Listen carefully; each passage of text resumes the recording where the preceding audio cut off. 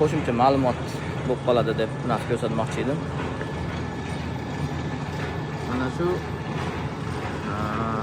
o'sha haligi ko'pchilik biladigan kachalkani apparatda chiqarish, ya'ni suv chiqarib berish xizmati akalari texnika bilan ekan.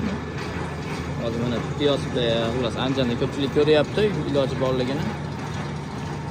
Bu yerda mana shu katta hovlimizga suv rasxodi ko'p bo'lgani uchun birinchi ruchnoyga harakat ko'rilindida, lekin ruchnoyga harakat qilgan akalar chiqarib bera olmadi, 20-30 metr qoqib. Bu akalarimiz hozir mana shu holatda mana kechadan beri 50 metrdan oshib qopti.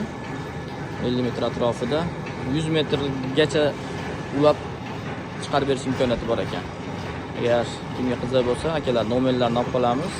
Bog' shamol territoriyalari, Asaka territoriyalari, ular suv chiqmagan joylarda ham ko'pida chiqarishgan ekan. Hozircha mana 50 metrga yetib borchi, lekin hali bu yerda ham suv chiqqani yo'q. Bu ham bog' shamolga yaqinroq joy, Xortumda. Endi 70-80 metrda mo'ljallayapmiz. Shag'al chiqishni boshlaganda suv ham yaqin bo'ladi, toshga yaqin bo'ladi, deyapti akalar.